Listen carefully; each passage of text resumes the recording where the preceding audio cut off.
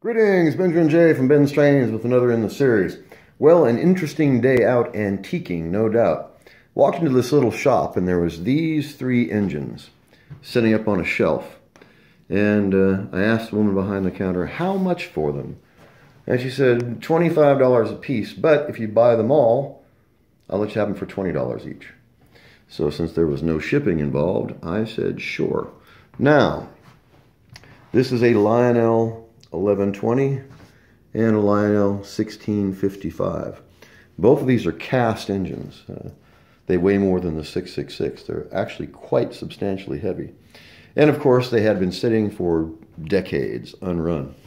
And then the Canadian Pacific, or in this case, very likely the Marx 3000.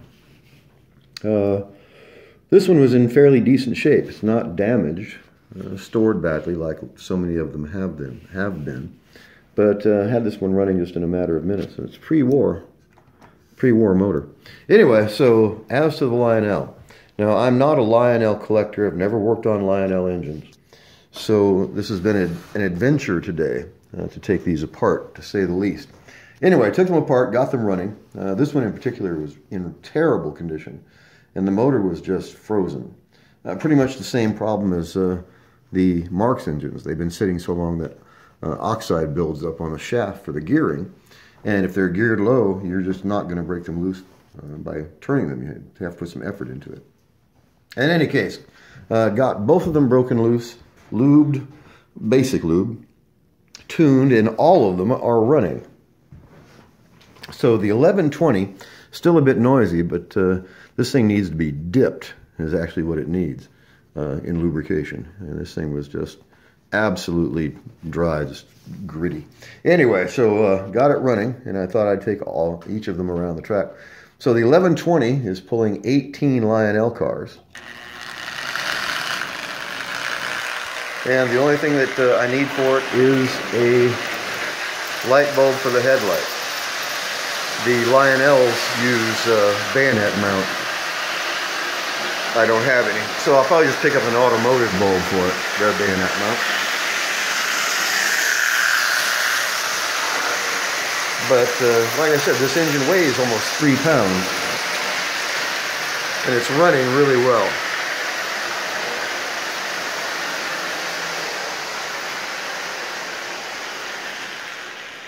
All right, and then we have the 1655. Pretty much the same condition, not damaged, just not stored very well, as you see. And didn't have to do much to this one except lube it and straighten out a few bent push rods. As you can see, it's a bit battered and beat up, but it's virtually complete. A little bit of work, you could make this look really nice. The point being, it was cheap, of course. So got it running, and it's on the third rail pulling I think it's 20 tin litho cars.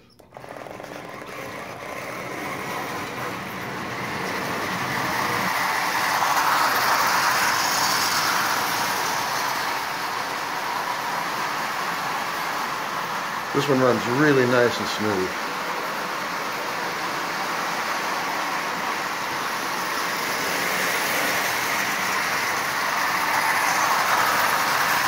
So anyway, didn't have to do much to this one at all. Just clean it up, lube it. Still has the original headlight in it. And then, of course, the infamous Marx 3000, or Canadian Pacific, or whatever you want to call it. But this one is in fairly decent condition. Like I said, it's been stored badly, but there's no damage to it. Nothing's missing. The jewels are on it. It's not bent. It hasn't been abused. It just hasn't been stored. This one was very likely in a garage. It hasn't been in a basement, it doesn't look like. There's not enough rust on it. But that says garage to me. Anyway, so this one was, fair. Not terrible condition, but like I said, it's got a pre-war motor. So I took it apart, lubed it, tuned it, bypassed the E-unit on this one to get it running, and it's up and running quite well. Whoops. I just pulled my tender off. Yep. There we go. Let's try that.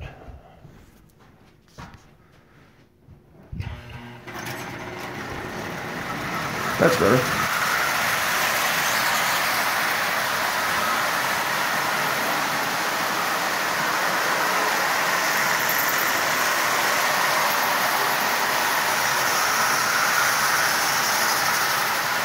So a lot of weight behind that little engine. But it's running well, and it's in fair condition, and it's original, which is nice.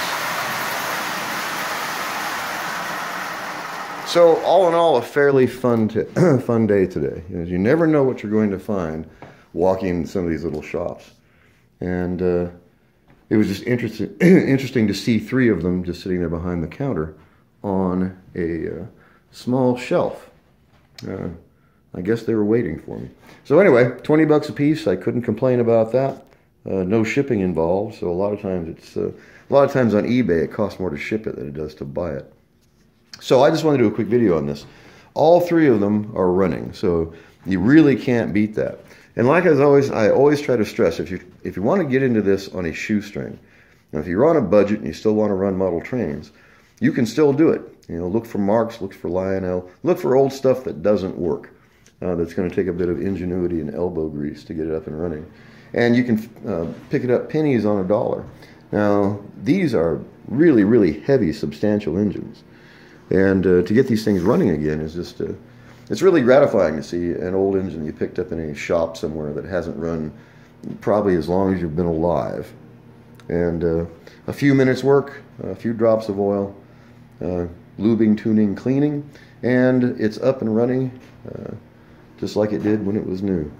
So just wanted to do a quick video on these. As I always stress, don't overlook the junk. They're not prizes by any stretch of the imagination, but they were inexpensive and they're running. That's the neat thing about it. So, been having fun with these. Just wanted to do a quick video. As always, if you have any questions, feel free to drop me an email. benstrains@gmail.com. And as always, thank you for watching.